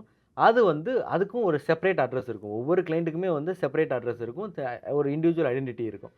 ஸோ உங்களுக்குன்னு ஒரு வெப்3 வாலெட் கிரியேட் ஆகும். அந்த வாலெட்லாம் வந்து இந்த கிரிப்டோ எல்லாமே ஸ்டோர் ஆகும். ஸோ நீங்கள் அதை வந்து கிரிப்டோ வித்ட்ராலும் பண்ணிவிட்டு அதர் எக்ஸ்சேஞ்சஸ்க்கும் நீங்கள் எடுத்துகிட்டு போகலாம். ஓகே, எனக்கு இங்கே ஒரு சின்ன கேள்வி. நான் இப்படி புரிஞ்சுக்கிறேன். அதாவது இந்த வாலெட்டை நான் டிமெட் மாதிரி கன்சிடர் பண்ணிக்கிறேன். ஓகே, சரி. அந்த பேசும்பொழுது எனக்கு தெரிஞ்சதெல்லாம் இந்த காஜ்ரா 1, காஜ்ரா 2, காஜ்ரா 3 தான். நீங்கள் இது வெப்1, வெப்2, வெப்2 சொல்கிறீங்க இல்லையா? அது ஆக்சுவலாக என்னது? ஆக்சுவலாக அதுக்கு முன்னாடி இந்த கிரிப்டோ கரன்சி யார்கிட்ட பேசினாலுமே கூட சேர்த்து வர வார்த்தை இந்த பிளாக் செயின்னா என்ன? இந்த வெப்1, வெப்2, வெப்3 என்னது? ஆக்சுவலாக அது என்னது கான்செப்ட் அது? ஸோ வெப்1 அப்படின்னு பார்த்தீங்கன்னா வந்து ஒரு 1990s பீரியடில் வந்து இருந்தது. அதாவது பார்த்தீங்கன்னா அந்த டைமில் வந்து நம்மளால் ஒரு மீடியம் ஆஃப் இன்ஃபர்மேஷன் அப்படிங்கிறதே வந்து நம்மளுக்கு வந்து ஒரு நியூஸ் பேப்பர் தான். ஸோ நியூஸ் பேப்பரில் நம்மளுக்கு என்ன இருக்கும் அப்படின்னு பார்த்தீங்கன்னா நம்மளால் வந்து ரீட் மட்டும் தான் பண்ண முடியும். மற்றபடி வேறு எதுவுமே பண்ண முடியாது. இன்ட்ராக்ட் பண்ண முடியாது. அது ஏன் இந்த நியூஸ் வந்து தப்பாக இருக்குது அப்படிங்கிறது நம்ம எதுவும் சொல்ல முடியாது. அப்போ ஓவர் த பீரியட் 2000க்கு அப்புறம் பார்த்தீங்கன்னா வெப்2 ஸ்டார்ட் ஆச்சு. வெப்2 எப்படின்னு பார்த்தீங்கன்னா உங்களுக்கு வந்து சோஷியல் மீடியா எல்லாமே வந்து வெப்2 தான். ஃபேஸ்புக்காக இருக்கட்டும், இன்ஸ்டாகிராமாக இருக்கட்டும், இல்லை அப்போ இருந்த யாஹூ, இது ஜிமெயில் இதெல்லாமே வந்து மறந்துட்டீங்க. யாக்கூட் கரெக்ட். ஸோ அது எல்லாமே வந்து வெப்2ல வரும். அதில் என்ன பண்ண முடியும்னா நம்மளால் ரீட் பண்ண முடியும், ரைட் பண்ண முடியும், கமெண்ட் பண்ண முடியும். ஓகேவா? பட் அது என்னன்னா, நம்ம கன்டென்ட் வந்து ஓன் பண்ண முடியாது. இப்ப நீங்க வந்து இப்போ Facebookஓட கைட்லைன்ஸ நீங்க மீறி ஒரு போஸ்ட் போட்டீங்கன்னா, அத ரிமூவ் பண்ணிருவாங்க. ஓகே. அந்த கன்டென்ட்க்கு வந்து நம்ம ஓனர் கிடையாது. ஸோ நம்மளும் ஒரு மீடியம் தான். ஸோ நெக்ஸ்ட் பார்த்தீங்கன்னா, Web3 அப்படின்னு ஒண்ணு வந்துச்சு. Web3 அப்படிங்கிறது என்னன்னா வந்து, அதே மாரி தான் ரீடு, ரைட், ஓன் இருக்கும். அந்த கடைசியில வந்து அந்த ஓன் அப்படிங்கிறது தான் வந்து இந்த Web3ல இருக்க ஒரு முக்கியமான விஷயம். இந்த கன்டென்ட் இருக்குன்னா, அந்த கன்டென்ட் என்னோடது தான். அத யாரும் டெலீட் பண்ண முடியாது. யாரும் சென்ட்ரலைஸ்ட் அத்தாரிட்டி கிடையாது. Facebookே Web3ல வந்தா, இந்த மாரி தான் ஆப்பரேட் ஆகும். நீங்க நம்மளோட நம்மளோட கன்டென்ட் நம்மளோடது. அத யாரும் டெலீட் பண்ணவோ, இல்ல வந்து அத யாரும் வந்து ஒரு ரீரைட் பண்ணவோ முடியாது. அப்ப நான் சிம்பிளா இத இப்படி புரிஞ்சுக்கிறேன். இந்த கிரிப்டோ எல்லாம் வெப்3ல செயல்படுது அப்படின்னா, இந்த கிரிப்டோ வந்து என் பேர்ல இருக்கு. அது யாரும் மாத்திற முடியாது. கரெக்ட். அது யாரும் மாத்திற முடியாது. யாரும் வந்து அது எதுவும் பண்ண முடியாது. என் பேர்ல தான் தொடர்ந்து இருக்கு. நான் அத ஆமா. ஓன் பண்றேன். இதுதான் ஆமா. அதுதான் அந்த வெப்3ங்கிற டெக்னாலஜி. இந்த கரெக்ட். பிளாக் செயின் என்னதுங்க அதுக்குள்ள? Web3ல தான் வந்து ஒரு 4 டைப் இருக்கு. ஓ! Web3ல வந்து நீங்க வந்து ஒரு இப்போ Web3ல வந்து பிளாக் செயின் இருக்கு, ஏஐ இருக்கு, ஐஓடி, இப்போ நெக்ஸ்ட் வர குவாண்டமா இருக்கட்டும். இது எல்லாமே Web3 தான். ம். ஸோ அந்த பிளாக் செயின்ல பண்ண ஃபர்ஸ்ட் ப்ராடக்ட் தான் வந்து பிட்காயின். ஓகே. இப்ப நீங்க இந்த பிளாக் செயின், ஏஐ இது எல்லாமே வந்து ஒரு கம்பைன்டு தான். ம். இது எல்லாமே வந்து ஒரு கம்பைன்டா தான் ஆக்ட் ஆக போகுது. இப்போ பிளாக் செயின்ல மோஸ்ட்லி ஏஐ இருக்கும். ஸோ அந்த மாரி தான் வந்து இது எல்லாமே கம்பைன்டா வந்து ஒரு ஒரு ஒரு ஃபங்ஷன் வந்து கிளியர் பண்ற மாரி தான் வந்து ஃபியூச்சர் வந்து இருக்கும். ஓகே. ஸோ அதுக்காக தான் வந்து இத ஸ்டார்ட் பண்ணாங்க. பிளாக் செயின் அப்டின்னா வந்து நீங்க ஒரு இன்ஃபர்மேஷன் வச்சிருக்கீங்க. ஆ ஒரு ஒரு கணக்கு நோட் இருக்கு. அந்த கணக்கு நோட்ல நீங்க வந்து ஒரு கணக்கு எழுதிட்டே வர்றீங்க. அந்த கணக்கு பேஜ் ஃபில் ஆயிடுச்சு. அந்த கணக்கு போட்டு அதுக்கு கீழ ஒரு ஆன்ஸர் வரும் பார்த்தீங்களா? கடைசியா நான் ஆட் பண்ண எல்லாத்துக்கும் ஒரு ஆன்ஸர் வருமா? அந்த அந்த இத பிளாக்ல போட்டு இந்த ஆன்ஸர மட்டும் எடுத்து ஆன்ஸர் எடுத்தா மட்டும் தான் உங்களால வந்து அடுத்த பிளாக் வந்து ஓப்பன் பண்ண முடியும். ஓப்பன் ம். பண்ணிட்டு, அதுல வந்து மறுபடியும் நீங்க கணக்கு போட ஆரம்பிப்பீங்க. ஸோ இதுதான் வந்து ஆக்சுவலி இது. நீங்க ஏன் வந்து பிளாக்கா போறீங்கன்னா, இந்த பிளாக்ல நீங்க ஒரு விஷயத்த சேவ் பண்ணிட்டீங்க. ஒரு கணக்கு நோட் நீங்க உள்ள வச்சுட்டீங்கன்னா, அத யாராலயும் உடைக்கவே முடியாது. அதனால தான் வந்து பிளாக் செயின் அப்படிங்கிறது ரொம்ப பவர்ஃபுல். அதனால தான் எல்லாரும் ரொம்ப இம்பார்ட்டன்ட்னு சொல்றாங்க. அதுல ஒரு விஷயத்த நீங்க வச்சுட்டீங்கன்னா, அத யாராலயும் தகர்க்க முடியாது. அது மைட் பி வந்து ஒரு அத வந்து நீங்க வந்து சும்மா ஒரு பேச்சுக்கு தான் வந்து கணக்கு நோட் அப்படின்னு. அது ஒரு இன்ஃபர்மேஷனா இருக்கலாம், வீடியோவா இருக்கலாம், ஆடியோவா இருக்கலாம். எந்த மாரி விஷயமா வேணா இருக்கலாம். அத நீங்க வந்து ஒரு ஜெனரேஷன் டூ ஜெனரேஷன் வந்து ஸ்டோர் பண்ற விஷயம் வந்து பிளாக் செயின். அதாவது நான் எப்படி புரிஞ்சுக்கிறேன்னா, இது நம்ம 1வது, 2வது படிக்கிற மாரி இது வச்சுக்குவோம். நான் என்ன பண்றேன், 6வது படிச்சு, 6வதுல பாஸ் ஆயி, 6வது எக்ஸாம் முடிச்சு, நான் அத பாஸ் மார்க் வாங்குனா தான் நான் 7வது போ முடியும். ம். ஓகே. அந்த மாரி நான் ஒரு ஒரு என்னோட கணக்கு சார்ந்த இன்ஃபர்மேஷன் எல்லாத்தையும் சேர்த்து, அதில கால்குலேஷன் முடிச்சு, அதுக்கப்புறம் நான் அடுத்தது மூவ் பண்றேன். கரெக்ட். ஓகே. அப்ப நான் 7வது போயிட்டேன்னா, 6வது வரைக்கும் நான் படிச்சது யாராலயும் மாத்த முடியாது. நான் 6வது வரைக்கும் படிச்சது தான். ஆமா. படிச்சது தான். ஸோ இந்த மாரி நான் அத புரிஞ்சுக்கிறேன். ஓகே. அப்போ கிரிப்டோ கரன்சினா என்னன்னு எனக்கு புரியுது. பிளாக் செயின் என்ன, வெப்3னா என்ன அப்படிங்கிறது புரியுது. இப்போ இது எல்லாமே என்னன்னா, நான் இன்னுமே இப்போ எங்க பாட்டியெல்லாம் இருக்காங்க. பேங்க்ல பணம் போடுறதுக்கே யோசிப்பாய்ங்க. எவனாவது தூக்கிட்டு போயிருவான். நானே பத்திரமா அது அரிசிக்குள்ள ஒரு பழத்த வெட்டி கரெக்ட். புதைச்சு வச்சுக்கிற அந்த இதெல்லாம் இன்னும் பண்றாங்க. அப்படி இருக்கிற பட்சத்தில, இந்த கிரிப்டோ கரன்சியுமே யாராவது ஹேக் பண்ணி எடுத்துற முடியுமா? இது அது அது ரொம்ப சிரமமான ப்ராசஸா? இல்ல அது பாசிபிலிட்டியே இல்லையா? இல்ல கிரிப்டோ கரன்சி ஹேக் அப்படிங்கிறது 2 விஷயம் இருக்கு. ம். ஒண்ணு இந்த பிளாக்க ஹேக் பண்ணி எடுக்க முடியுமா? அப்படின்னா வந்து கிடையவே கிடையாது. ஏன்னா வந்து இப்ப இப்ப வந்து பிட்காயின் வந்து 2008ல வந்தது. 2026 வரைக்கும் இப்ப ரன் ஆயிட்டு இருக்கு. இதுவரைக்கும் எவ்வளவோ பேர் ட்ரை பண்ணிட்டாங்க. ஒரு பிளாக்க கூட வந்து அவங்களால பிரேக் பண்ண முடியல. இப்போ குவாண்டம் கம்ப்யூட்டிங் இப்போ வொர்க் ஸ்டார்ட் பண்ணியிருக்கு. ஆக்சுவலா ஒரு 3 மந்த்ஸ் பிஃபோர் வந்து குவாண்டம் கம்ப்யூட்டிங் வொர்க் ஸ்டார்ட் பண்ணியிருக்கு. குவாண்டம் கம்ப்யூட்டிங் ரிசல்ட் என்னன்னா, இப்ப ஸ்டார்ட் பண்ணது என்னால 12 இயர்ஸ்க்கு அப்புறம் தான் பிட்காயினோட ஒரு பிளாக்க பிரேக் பண்ண முடியும் அப்படிங்க. அப்ப பிட்காயினுக்கு எத்தன பிளாக் இருக்கு? ஸோ இந்த மாரி தான் இதுதான். அதாவது நம்ம நெனச்சு பார்க்க முடியாத ஒரு டெக்னாலஜியா இருக்கு. நெக்ஸ்ட் ஹேக் என்னன்னு பார்த்தீங்கன்னா, இப்ப நார்மலா நம்ம வாலெட்ல வச்சிருக்கோம். அது ஏதாவது ஹேக் ஆயிடுமா அப்படின்னா, அந்த அந்த ஹேக்க வந்து நம்ம எதுவுமே பண்ண முடியாது. அது நம்மளோட தவறுதலா நம்ம வந்து ஒரு சீட் ஃப்ரேஸ நம்ம தொலைச்சுட்டோம். இல்ல வந்து நம்மளோட பாஸ்வேர்ட் மறந்துருச்சு அப்படின்னா, அந்த விஷயங்கள் எதுவுமே நீங்க வந்து ரெக்டிஃபை பண்ண முடியாது. ஏன்னா யாருனாலயும் அத எடுக்க முடியாது. உங்களோட உங்களோட இது வந்து உங்களோட கையில தான் இருக்கு. ஸோ அது வந்து நீங்க யாராலயும் சேஞ்ச் பண்ண முடியாது. ஓகே. அப்போ ஓரளவுக்கு கிரிப்டோங்கிறது சேஃப் தான் அப்படின்னு நம்ம சேஃப் தான். ஆனா வந்து அத நீங்க வச்சிருக்கிறத பொறுத்து. இப்ப நீங்க டீசென்ட்ரலைஸ்ட் வாலெட்ல வச்சிருக்கீங்க. நானே நெறைய இதெல்லாம் பார்த்துருக்கேன். டீசென்ட்ரலைஸ்ட் வாலெட்ல வச்சிருப்பாங்க. ஒரு மெட்டாமாஸ்க், ட்ரஸ்ட் வாலெட் அந்த மாரி வச்சிருப்பாங்க. யாரோ ஒருத்தர் வந்து ரேண்டமா ஒரு லிங்க் அனுப்புவாங்க. நான் உனக்கு 10% டிஸ்கவுண்ட்ல தர்றேன். 20% டிஸ்கவுண்ட்ல தர்றேன். அப்படின்னு சொல்லிட்டு யாரோ ஒரு லிங்க் அனுப்புவாங்க. அந்த லிங்க கிளிக் பண்ண உடனே அந்த ட்ரஸ்ட் வாலெட்ல இருக்க ஃபுல் கிரிப்டோவும் வந்து வைப் அவுட் ஆயிரும். So okay. அந்த மாதிரி வந்து ஜீரோ ஆனவங்கலாம் வந்து நிறைய பேர் நான் பார்த்துருக்கேன். இந்த கூகுள் பேல ஏமாத்துவாங்கல்ல, அதே மாதிரி அதே கான்செப்ட். ஸோ இங்கேயும் வந்து அந்த இது இருக்கு. ஆனா வந்து நீங்க அத மறுபடியும் அத ட்ரேஸ் பண்றது ஒரு டிஃபிகல்ட். ட்ரேஸ் பண்ணாலும் அவங்கள நீங்க பிடிக்கிறது வந்து ஒரு பெரிய கஷ்டம் தான். ஸோ அதனால யாரு எது குடுத்தாலும் வந்து நீங்க இது பண்ணாதீங்க. ஒரு டிஸ்கவுண்ட்ல வருது, இல்ல ப்ராஃபிட்ல வருது அப்படிங்கிறதெல்லாம் இது பண்ணாதீங்க. மோஸ்ட்லி வந்து சென்ட்ரலைஸ்ட் எக்ஸ்சேஞ்சஸ் யூஸ் பண்ணுங்க. ஏன்னா வந்து நீங்க உங்களுக்கு இந்த வாலெட் இதுவாகுது, சீட் ஃபேஸ் தொலையுது, இல்ல பாஸ்வேர்ட் மறக்குது அப்படிங்கிற விஷயம் எதுவுமே வந்து சென்ட்ரலைஸ்ட் எக்ஸ்சேஞ்சஸ்ல இருக்காது. ஏன்னா நீங்க என்ன பண்ணாலும் வந்து உங்களுக்கு பேக் எண்ட் சப்போர்ட் இருக்கும். உங்களுக்கு பாஸ்வேர்ட் இது ஆனாலும் ரீசெட் பண்ணிக்கலாம். ஸோ அந்த மாரி விஷயங்கள்லாம் இருக்கும். சரி, இப்போ நான் இதுவரைக்கும் புரிஞ்சுக்கிட்டத ஒரு சம்மரைஸ் பண்றேன். நான் என்ன புரிஞ்சுக்கிட்டேன் அப்படின்னு சொன்னா, ஃபர்ஸ்ட் ஆஃப் ஆல் கிரிப்டோ கரன்சினா என்னன்னு நம்ம பேசணும். அது ஒரு டிஜிட்டல் கரன்சி அப்படிங்கிற மாரி ஒரு ஐடியாவுல நம்ம பேசணும். இந்த கிரிப்டோ கரன்சி வந்து பாதுகாப்பான ஒண்ணு தான் அப்படிங்கிறத பேசணும். அதுக்கப்புறம் பிளாக் செயின், வெப்3 எல்லாம் பேசணும். சென்ட்ரலைஸ்ட் எக்ஸ்சேஞ்சில தான் வாங்கணும்.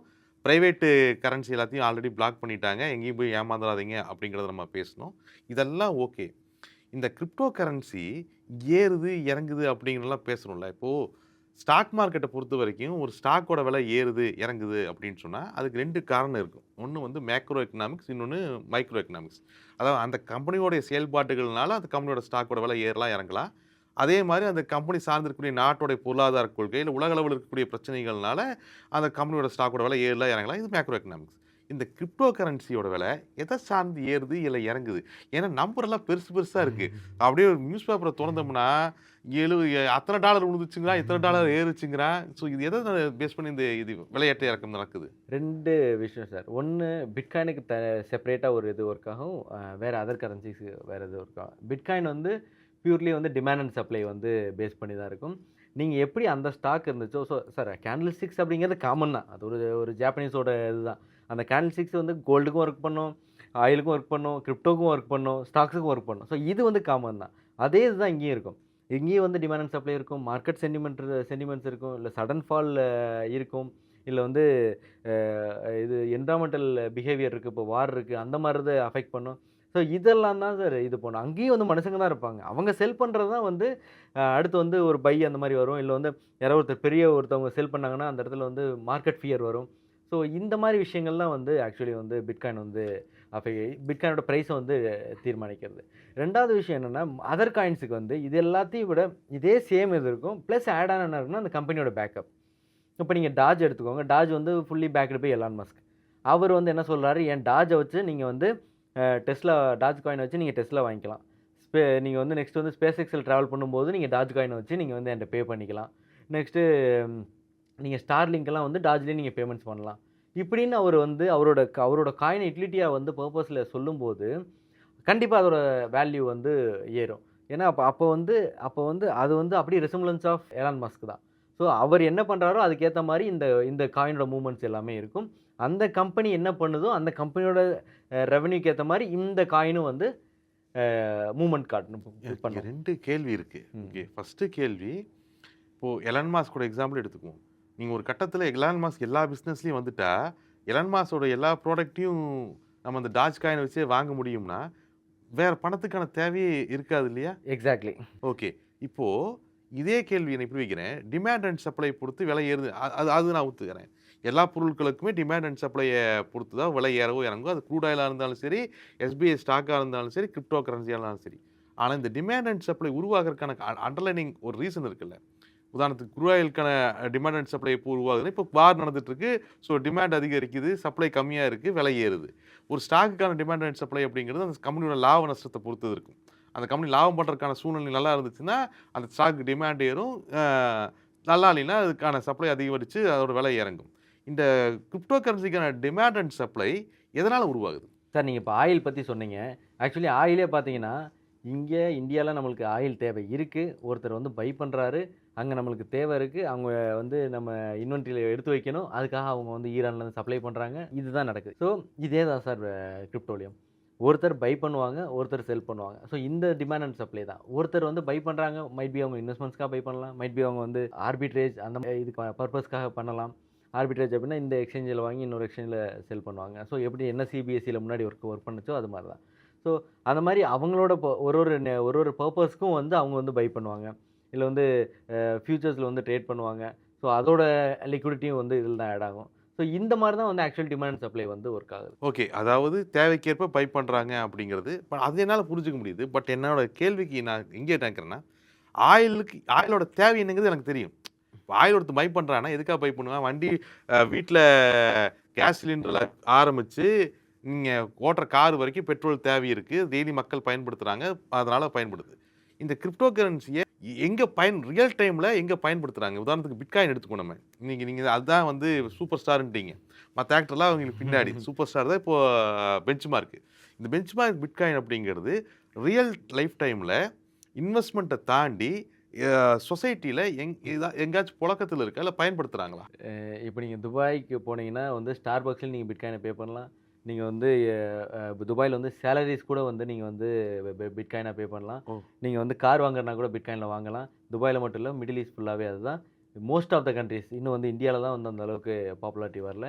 மத்தபடி மோஸ்ட் ஆஃப் த கண்ட்ரீஸ் இப்போ யுஎஸ் இருக்கட்டும், யுகே இருக்கட்டும், இப்போ ஸ்விஸ்லாம் வந்து கிரிப்டோ பேங்க்கே கிரிப்டோ செப்பரேட்டா ரன் ஆகுது. ஸோ நெக்ஸ்ட் வந்து ஏசியாலயே வந்து நிறைய கண்ட்ரீஸ்க்கு வந்து அக்செப்ட் பண்ணிட்டாங்க. மிடில் ஈஸ்ட்லயும் வந்து most of the countries accept okay. பண்ணிட்டாங்க. இது எல்லாமே வந்து இன்னும் இயர்லி அடாப்ஷன்ல தான் இருக்கு.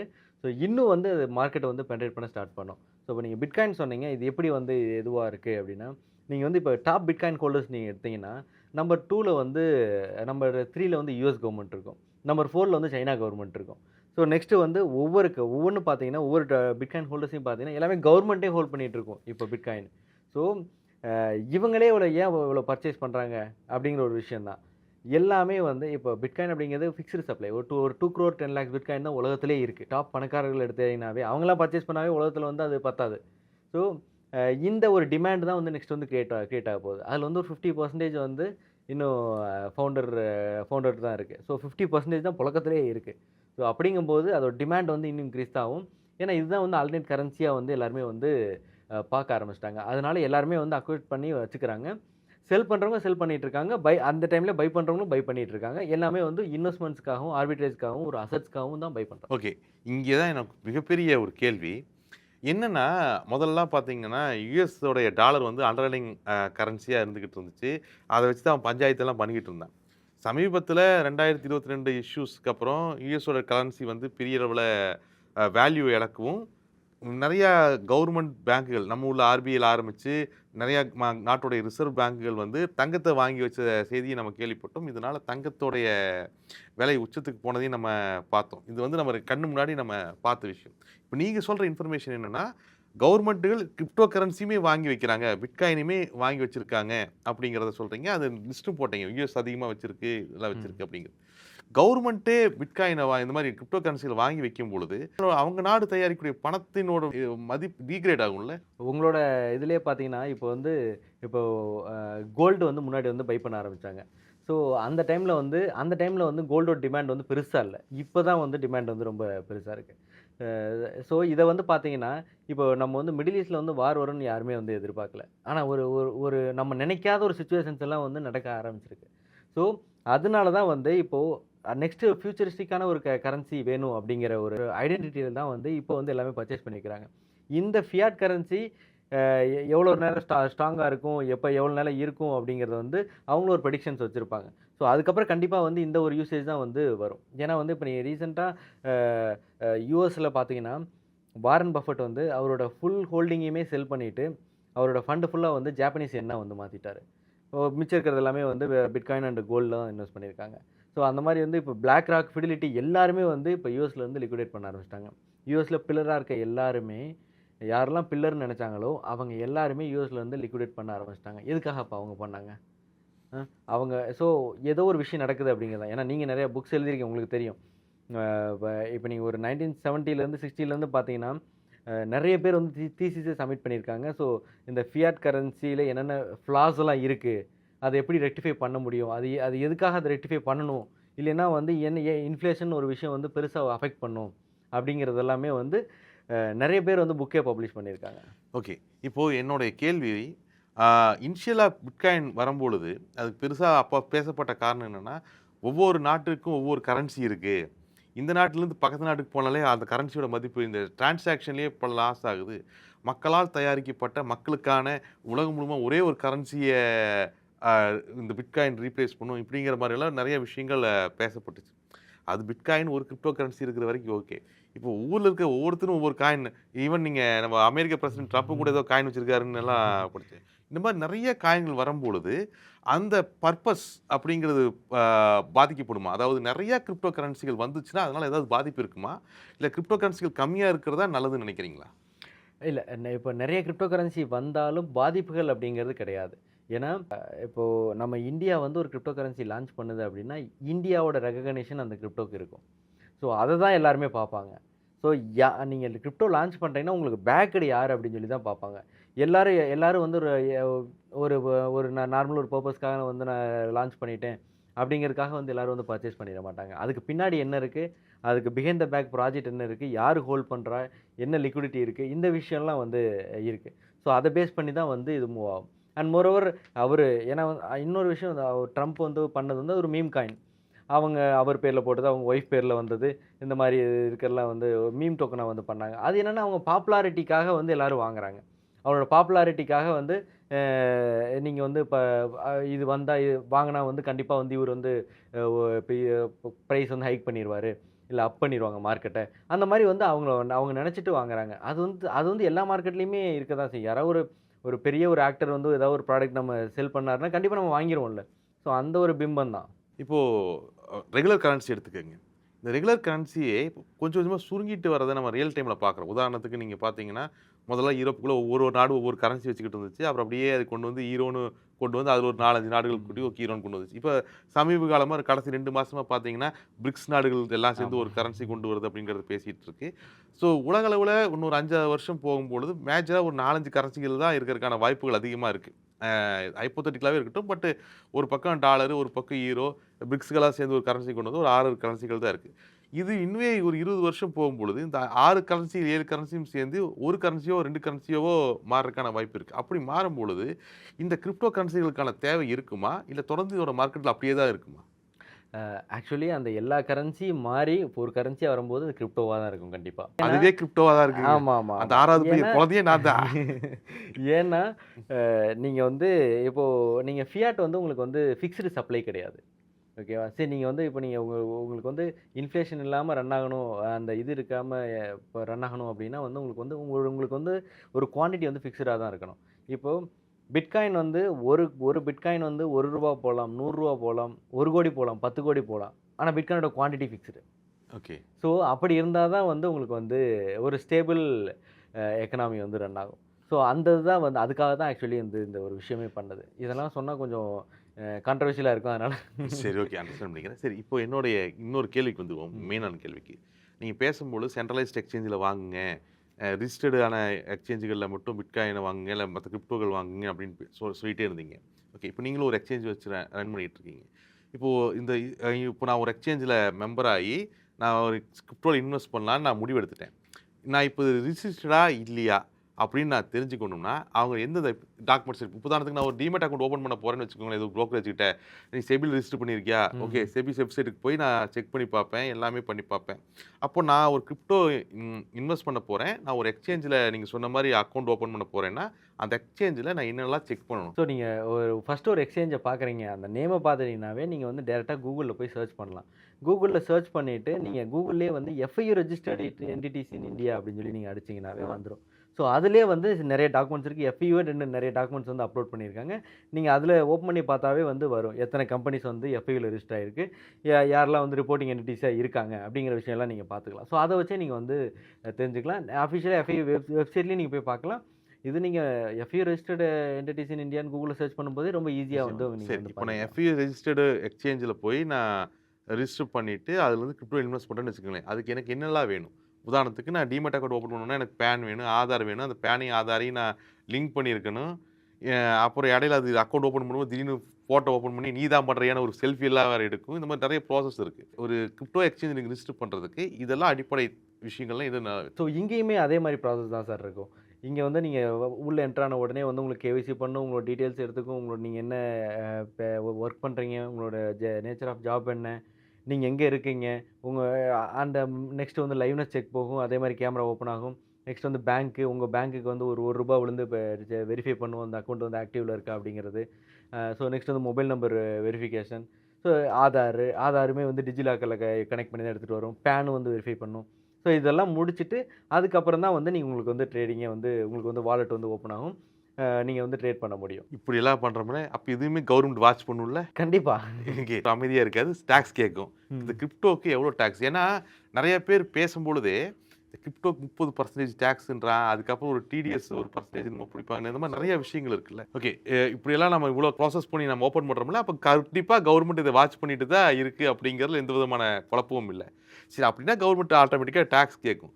ஆக்சுவலா இந்த கிரிப்டோ இன்வெஸ்ட்மென்ட்க்கு நெறைய டாக்ஸ் சொல்றாங்க. இது என்ன ப்ரொசீஜர் இது? என்ன டாக்ஸ் இது கிரிப்டோவ பொறுத்தவரைக்குமே?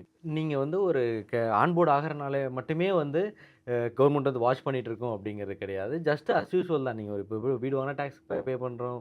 இல்ல வந்து ஸ்டாக்ஸ் நம்ம பர்ச்சேஸ் பண்ணா டாக்ஸ் பே பண்றோம். அந்த மாரி தான் இது. இது வந்து இன்னும் வந்து இன்னுமே வந்து ஒரு கிரீன் சிக்னல் ப்ராப்பரா வரல அப்படிங்கிறனால வந்து இதுக்குமே வந்து ஒரு டாக்ஸ் வந்து ஹையா தான் வச்சிருக்காங்க. அண்ட் இதே மாரி தான் மேஜர் கண்ட்ரீஸ்ல வந்து ஓரளவுக்கு வந்து டாக்ஸ் வந்து ஹையா தான் இருக்கும். ஆக்சுவலி டாக்ஸ்ல பார்த்தீங்கன்னா, இதுல வந்து ஒரு 3 டைப் ஆஃப் ஸ்லாப் தான். ஒண்ணு டாக்ஸ் 30%, இன்னொன்னு வந்து டிடிஎஸ் வந்து 1% அண்ட் வந்து நீங்க வந்து லாஸ் வந்து செட் ஆஃப் பண்ண முடியாது. இந்த மாரி விஷயங்கள் தான். இப்ப டாக்ஸ் 30% அப்படின்னா, இப்ப நீங்க ஒரு ஒரு 1,00,000 நீங்க வந்து ஒரு பிட்காயின் வாங்குறீங்க. 1,00,000 வாங்குறீங்க. நீங்க அகைன் வந்து ஒரு ஒரு 1.5 லேக் வந்து அடுத்த நாளே வந்து செல் பண்றீங்க. இப்ப வந்து இதுல பார்த்தீங்கன்னா, ஒரு ரூ. 50,000 உங்களுக்கு ப்ராஃபிட். ரூ. 50,000 ப்ராஃபிட் அப்படிங்கும்போது, அந்த இதுல வந்து கேப்பிட்டல மட்டும் நீங்க வந்து இது பண்ணலாம். ஸோ, அதுல கேப்பிட்டலுக்கு மேல கேப்பிட்டல் நீங்க 1,00,000 கொண்டு வந்தீங்க. ரூ. 50,000 ப்ராஃபிட் அப்படிங்கும்போது, அந்த ரூ. 50,000க்கு மட்டும் நீங்க வந்து 30% டாக்ஸ் கட்டணும். ஸோ, அதுதான் வந்து இந்த டாக்ஸ் ஸ்லாப் 30%. இதுவும் நீங்க எப்படி பே பண்ணுவீங்கன்னா, நீங்க வந்து செல் பண்ணும்போது பார்த்தீங்கன்னா, உங்களுக்கு 1% டிடிஎஸ் வந்து 1% வந்து இது பண்ணி உங்க உங்க உங்க பேனுக்கு அகைன்ஸ்ட்டா வந்து கம்பெனி பே பண்ணிரும்.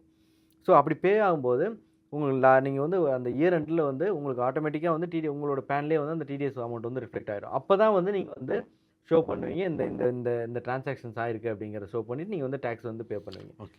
ஸோ, கேப்பிட்டல பொறுத்தவரைக்கும் ஒண்ணும் பிரச்சனை இல்ல. ப்ராஃபிட்டுக்கு மட்டும் நீங்க வந்து 30% வந்து கட்டணும். அதே மாதிரி நான் வந்து பிட்காயின் வாங்கியிருக்கேன்.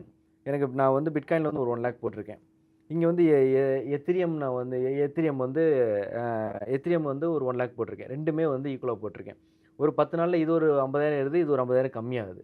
ஸோ, அப்படின்னு இருக்க பட்சத்தில வந்து நீங்க வந்து இத வந்து அந்த இதோட வந்து லாஸோட கணக்கு காமிக்க முடியாது. இப்ப நீங்க வந்து ஸ்டாக் மார்க்கெட்ல வந்து நீங்க லாஸ் ஆயிடுச்சு அப்படின்னா, நீங்க வந்து நெறைய விஷயம் கணக்கு காமிக்கலாம். நீங்க வந்து அத அத வந்து வேற ஒரு இடத்துல நீங்க வந்து க டாக்ஸ வந்து இது பண்ணலாம். பட் வந்து இதுல வந்து நீங்க எதுலயுமே பண்ண முடியாது. ஸோ, நீங்க செட் கிரிப்டோ ஆஃப் பண்ண தான். முடியாது. ஆமா. செட் ஆஃபே பண்ண முடியாது. ஓகே. சரி சார். இப்போ இதுல நெறைய விஷயங்கள் நம்ம பேசிட்டு இருக்கோம். இப்போ நான் வந்து ஒரு கிரிப்டோல இன்வெஸ்ட் பண்றேன். ஓகே. உதாரணத்துக்கு நான் கிரிப்டோ இன்வெஸ்ட் பண்றேன். அது நல்ல லாபத்துல இருக்கு. எல்லாமே ஓகே. இப்போ நான் லாபத்துல இருக்கக்கூடிய என்னோட கிரிப்டோ கரன்சிய நான் வித்து பணமா நான் மாத்துறேன் இல்லையா? இது எல்லா டிரான்சாக்ஷனுமே ஐஎன்ஆர்லயே பண்ணலாமா? இல்ல நெறைய பேரு டாலர்ல தான் பண்ணணும் அப்படிங்கிற மாரிலாம் நெறைய பேச்சுக்கள்லாம் போயிட்டு இருக்கு. இதெல்லாம் உண்மையா? இது இந்த இந்த கான்செப்ட் என்னது? ஏன்னா நீங்க சமீபத்தில பார்த்தீங்க அப்படின்னு சொன்னா, ஆ கிரிப்டோவெல்லாம் வந்து யுஎஸ்டில தான் பண்ணணும். அந்த எக்ஸ்சேஞ்சிலேயே போயிரும் அப்படிங்கிற மாரி ஒரு சில வீடியோக்கெல்லாம் வந்துகிட்டு இருந்தத பார்த்தோம். பட் நீங்க சொல்றது என்னன்னா, இந்தியாவே ஒரு ஆர்கனைசேஷன் வச்சிருக்கு. அதுக்கு கீழ எக்ஸ்சேஞ்ச ரிஜிஸ்டர் பண்ணி, நாங்க அதில கிரிப்டோ வாங்கிக்க முடியும். அது ஐஎன்ஆர்லயே டெபாசிட் பண்ணி ஐஎன்ஆர்லயே பண்ணலாம் அப்படிங்கிறது. இந்த விஷயத்த எனக்கு கொஞ்சம் கிளியர் படுத்துங்க. ஐஎன்ஆர்லயே எல்லா டிரான்சாக்ஷனுமே நடத்திற முடியுமா? கண்டிப்பா. ஏன்னா நம்மளும் வந்து இப்ப ரெகுலேட்டட் என்டிட்டி தான். ஸோ, அதனால நம்மளுக்கும் பேங்க் அக்கவுண்ட்ஸ் இருக்கு. இன்னோசிக்ஸ் டெக்னாலஜிஸ்ன்னே ஒரு பேங்க் அக்கவுண்ட் இருக்கும். அந்த பேங்க்குக்கு தான் வந்து நீங்க ஃபண்ட் சென்ட் பண்ணுவீங்க. உங்களுக்கு வந்து நீங்க கேஒய்சி பண்ணும்போதே உங்களுக்குன்னு செப்பரேட்டா ஒரு வேன் அக்கவுண்ட், விர்ச்சுவல் அக்கவுண்ட் வந்து கிரியேட் ஆயிரும். அதில நீங்க டெபாசிட் பண்ணுவீங்க. டெபாசிட் பண்ண உடனே உங்களோட வாலெட்ல வந்து அது ரிஃப்ளெக்ட் ஆயிரும். ஸோ, ரிஃப்ளெக்ட் ஆன உடனே நீங்க வந்து கிரிப்டோ வந்து பர்ச்சேஸ் பண்ணிக்கலாம். அகைன் வந்து ஒரு நாளைக்கோ இல்ல நாளான்னைக்கோ வந்து நீங்க வந்து அகைன் கிரிப்டோ எனக்கு வேணாம் அப்படிங்கும்போது, நீங்க வந்து செல் பண்ணிட்டு, நீங்க ஐஎன்ஆரா வந்து மறுபடியும் பே அவுட் குடுத்தீங்கன்னா, உங்களுக்கு உங்களோட அக்கவுண்ட்க்கு வந்து வித்தின் மினிட்ஸ்ல வந்து உங்களுக்கு வந்து கிரெடிட் ஆயிரும். ஓகே. ஸோ, ஐஎன்ஆராவே டெபாசிட் பண்ணிட்டு ஐஎன்ஆராவே வித்ட்ரா பண்ணலாம். இல்ல இப்போ நம்ம ஒரு ஒரு போர்ட்ஃபோலியோ பத்தி பேசுவோம் நம்ம. இப்போ இன்னைக்கு ஒரு ஹெல்த்தி போர்ட்ஃபோலியோன்னு நீங்க ஒரு சராசரி மிடில் கிளாஸோட போர்ட்ஃபோலியோ நம்ம அனலைஸ் பண்ணோம்னா, ஒரு 10லேருந்து 20% கோல்டு வச்சிருப்பாரு. அப்புறம் ஒரு 10% இன்னைக்கு பாண்டுகளும் விக்கிறாங்க. அதுக்கப்புறம் ஒரு 30, 40% வந்து பார்த்தீங்கன்னா, ஈக்விட்டீஸ்ல இருக்கும். அப்புறம் எமர்ஜென்சிக்கு ஒரு ஃபிக்ஸ்டு டெபாசிட் இருக்கும். இந்த மாரி இருக்கும். இந்த கிரிப்டோ கரன்சிய என்னோட இன்வெஸ்ட்மென்ட் போர்ட்ஃபோலியோல அதிகபட்சம் எத்தன பெர்சன்டேஜ் வரைக்கும் நான் வச்சுக்கலாம்? சார் நீங்க இப்போ ஒரு ஒரு 1,00,000 உங்ககிட்ட இருக்கு. அப்படின்னா, நீங்க அந்த அந்த 1 லேக் வந்து ஒரு 5 டைம்ஸா வந்து செக்ரிகேட் பண்ணணும். 20% 20% 20% அப்படின்ற மாரி வச்சுட்டு, நீங்க வந்து ஒரு 20% வந்து ஸ்டாக்கு, ஒரு 20% வந்து மியூச்சுவல் ஃபண்டுக்கு, ஒரு 20% சிப்புக்கு, 20% கோல்டுக்கு, அதுக்கு இன்னொரு 20% வந்து நீங்க வந்து கிரிப்டோ. அந்த மாரி வந்து நீங்க வந்து வச்சுக்கலாம். ஸோ அப்படி வைக்கிறது தான் வந்து ஒரு பெஸ்ட் ஆப்ஷன். நீங்க அந்த 20% கிரிப்டோவையும் வந்து ஒரே காயின்ல வந்து நீங்க போடணும் அப்படிங்கிறது கிடையாது. உங்களோட பக்கெட் சைஸ நீங்க இன்கிரீஸ் பண்ணலாம். ஒரு 5 காயின்ஸ் 5 காயின்ஸ்ல எல்லாத்துலயும் பிரிச்சு பிரிச்சு போடலாம். இல்ல ஒரு 10 காயின் எடுத்து அதுல எல்லாத்துலயும் பிரிச்சு பிரிச்சு போடலாம். ஸோ இதுதான் வந்து விஷயம். இந்த ஆக்சுவலி வந்து அ இன்னும் என்னோட போர்ட்ஃபோலியோ இன்னொரு அசெட் கிளாஸ் ஆட் பண்றதுக்கு ஒரு ஹெசிடேஷன் வந்து ஆக்சுவலி வந்து நமக்கு நெறைய இருக்கும். பட் வந்து எப்பவுமே வந்து ஃபியூச்சரிஸ்டிக்கா ஒரு விஷயத்த நம்ம திங்க் பண்ணி தான் ஆகணும். இப்ப நீங்க ஒரு அம் ஒரு நம்ம 1970ஸ், 60ஸ்லாம் பார்த்தீங்கன்னா, நம்ம தாத்தா காலத்துலலாம் வந்து அந்த டைம்ல போய் நெறைய பேர் வந்து இந்த இடத்துல லேண்ட் இருக்கு. நீங்க வாங்குங்க. இந்த இடத்துல வாங்குனா பெரிய ஒரு வேல்யூ போகும் அப்டின்லாம் நெறைய பேர் சொல்லியிருப்பாங்க. ஆனா நம்மளோட தாத்தாக்கள்லாம் என்ன பண்ணியிருப்பாங்கன்னா, எனக்கு இருக்கிற இடத்தையே வந்து பார்க்கறதுக்கு எனக்கு வந்து இது இல்ல. நான் எதுக்கு போய் அங்க போய் வந்து வாங்கணும். ஆனா பணம்லாம் இருந்துச்சு அப்ப. ஆனா வந்து வாங்குறது யார் நான் ஒரு இதுதான். இது போய் என்ன இது வரப்போகுது. இதுவே நம்மள ஃபியூச்சர் வந்து நம்மள இது பண்ணிரும். அப்டின்ற ஒரு நம்பிக்கை தான். ஆனா அப்ப வாங்குனவங்க, அப்போ வந்து சென்னையில லேண்ட் வாங்குனவங்க எல்லாமே வந்து இப்போ மில்லியனியர்ஸ், பில்லியனியர்ஸா இருக்காங்க. ஸோ அ அ அதே மாரி தான். இப்ப நீங்க கிரிப்டோ சொல்லும்போது வந்து உங்களுக்கு வந்து நார்மலா தெரியும். பட் வந்து ஃபியூச்சர்ல வந்து கண்டிப்பா அது ஒரு பெரிய ஒரு அசெட் வேல்யூவா இருக்கும். நீங்க அடுத்த ஜெனரேஷனுக்கு எடுத்துட்டு போற ஒரு கருவியா கண்டிப்பா இருக்கும். சரி சார். இப்போ நீங்க சொன்னதெல்லாம் ஓரளவுக்கு நான் புரிஞ்சுக்கிட்டேன். இப்போ நான் கிரிப்டோல இன்வெஸ்ட் பண்ணலான்னு நான் முடிவு எடுத்துட்டேன். கூடவே சேர்த்து ஒரு பயம் வருது ஏமாந்துருவனோ அப்படின்னு. ஏமாறாம கிரிப்டோல இன்வெஸ்ட் பண்றது எப்படி? ஏன்னா, இந்த கிரிப்டோ சுத்தி ஒரு பக்கம் எம்எல்எம்ல புது புதுசா ஸ்கேம் வந்துட்டு இருக்கு. இன்னொரு பக்கம் கிரிப்டோவே நான் தான் நடத்திட்டு இருக்கேன். நெறைய பேர் காயின் வித்துக்கிட்டு இருக்கான். இந்த மாரி நெறைய விஷயங்கள் போகுது. அப்போ நான் கிரிப்டோல இன்வெஸ்ட் பண்றேன்னா, நான் எப்படி இந்த ஸ்கேம்ல இருந்தெல்லாம் தப்பிச்சு ஏமாறாம எப்படி கரெக்ட்டா பண்றது? ஆக்சுவலி வந்து அ எ எம்எல்எம் அதாவது பான்ஜி ஸ்கீம்னு சொல்லுவாங்க. அந்த பான்ஜி ஸ்கீம்ங்கிறது இந்தியால வந்து இல்லீகல். நீங்க எந்த மூலியமா அத ரன் பண்ணீங்கனாலும் அது இல்லீகல் தான். நீங்க கூகுள்ல அடிச்சாவே ஃபர்ஸ்ட்டு வர்றது அதான். பான்ஜி ஸ்கீமே இல்லீகல் தான். அதுக்குள்ள வந்து நான் நல்ல ப்ராடக்ட்ட பண்றேன். அதுக்குள்ள வந்து நான் வந்து அ ஒரு ஒரு ஜென்யூனான ஒரு ப்ராடக்ட்ட கொண்டு வரேன் அப்படிங்கிறது வந்து எந்த ஒரு இதுவும் கிடையாது. அண்ட் நெக்ஸ்ட் வந்து நான் வந்து உங்களுக்கு மந்த்லி வந்து இவ்வளோ ரிட்டர்ன்ஸ் குடுக்குறேன். நான் வந்து இவ்வளோ கேரண்டி நான் குடுக்குறேன். கையில வாங்கிட்டு நான் காசு குடுக்குறேன். ஒரு கேஒய்சி இல்லாம, ஒரு ப்ராசஸ் இல்லாம, ஒரு பிளாட்ஃபார்ம் இல்லாம, ஒரு ஆப் இல்லாம நான் கையில வாங்கிட்டு குடுக்குறேன். இந்த ஐடிய நான் எழுதி தரேன் வச்சுக்கோங்க. இந்த மாரி விஷயம், இந்த மாரி எல்லாம் எதுலயுமே வந்து போகாம இருக்கணும். அ தெளிவா திங்க் பண்ணிட்டு, அ அனலைஸ் பண்ணிட்டு, அத பத்தி ஒரு சர்ச் பண்ணிட்டு நீங்க வந்து இன்வெஸ்ட் பண்ணா பெட்டரா இருக்கும். அண்ட் மோர் அண்ட் அகைன் அதான். நீங்க வந்து ஒரு காயின்லயே ஃபுல்லா நான் போட்டுறேன். ஒரு காயின்லயே வந்து நான் எல்லா இன்வெஸ்ட்மென்ட்டையும் போட்டுறேன். என்னோட லைஃப் சேவிங் அந்த இதுல நான் போட்டுறேன் அப்படிங்கிறது வந்து கண்டிப்பா கிடையவே கிடையாது. அத நீங்க வந்து ஃபாலோ பண்ணீங்கன்னா, மறுபடியும் வந்து உங்களுக்கு தான் வந்து அது பெரிய டிராபேக்கா வரும். ஸோ அந்த மாரி விஷயங்கள வந்து தவிர்த்துருங்க. அண்டு இந்த மாரி ஸ்கேம்ஸு நான் வந்து ரிட்டர்ன்ஸ் குடுக்குறேன். அது ஹை ரிட்டர்ன்ஸ் குடுக்குறேன். இல்ல வந்து உங்களுக்கு கீழ உங்கள ஜாயின் பண்ணி விடுங்க. இந்த மாரி விஷயத்துக்குலாம் வந்து கண்டிப்பா போகாதீங்க. அது வந்து சேஃப் கிடையாது.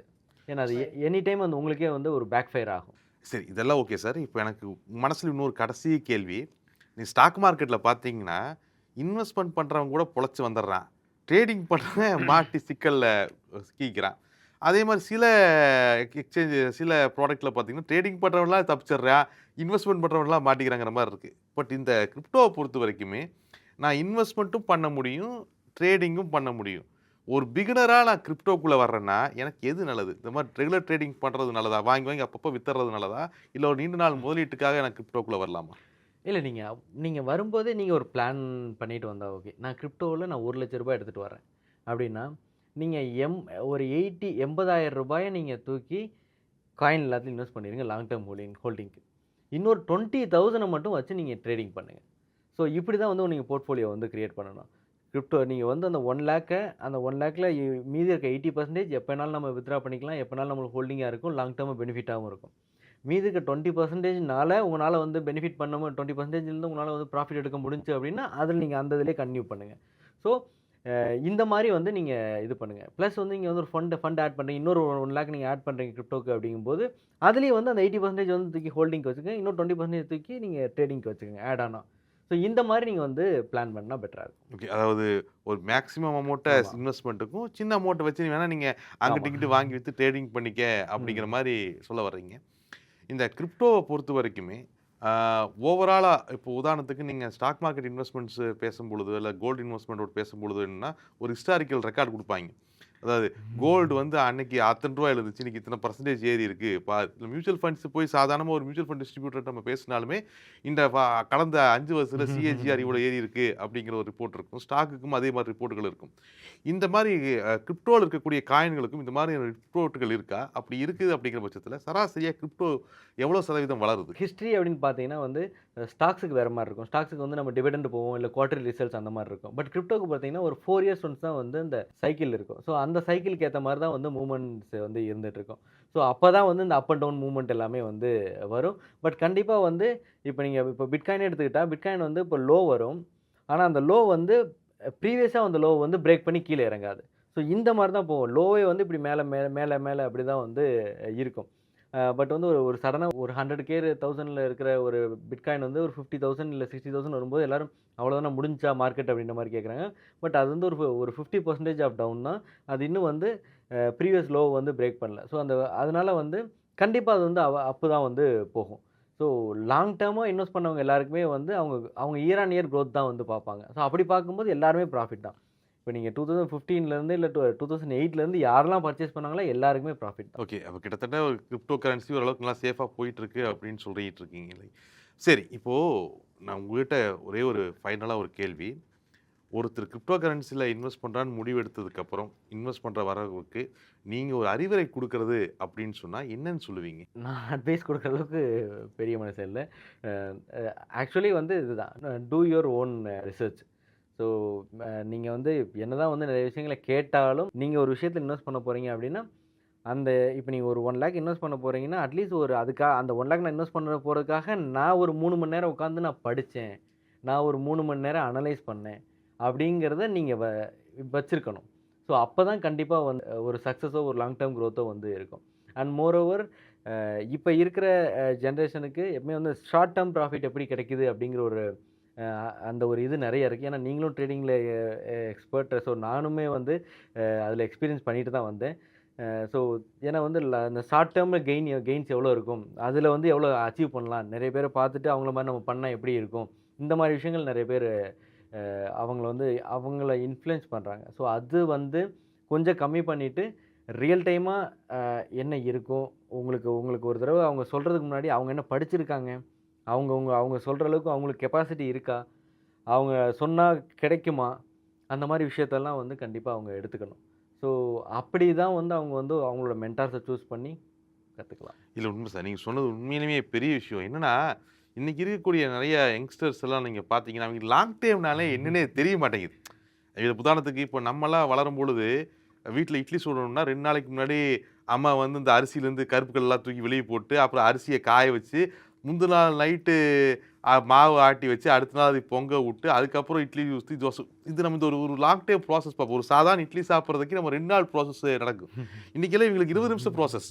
அப்படி டொமேட்டோ எடுத்து டப்பு டப்புன்னு தட்டில் இட்லி வந்துடுது. ஸோ ஷார்ட் டைமில் எது பணம் கிடைக்கும் அப்படிங்கிறத நோக்கி தான் பெரும்பாலும் நகர்ந்துட்டு இருக்காங்க. ஸோ நீங்கள் சொன்ன அட்வைஸ் வந்து மேக்ஸிமம் அண்டர்ஸ்டாண்ட் பண்ணியிருப்பாங்கன்னு நினைக்கிறேன். எதுவுமே ஷார்ட் டைமில் கிடைக்கிறது வந்து ரஜினி சொன்ன மாதிரி கிடைக்கிறது கிடைக்காம இருக்காது, நிலையாக இருக்காதுங்கிற மாதிரி ஆயிடக்கூடாது.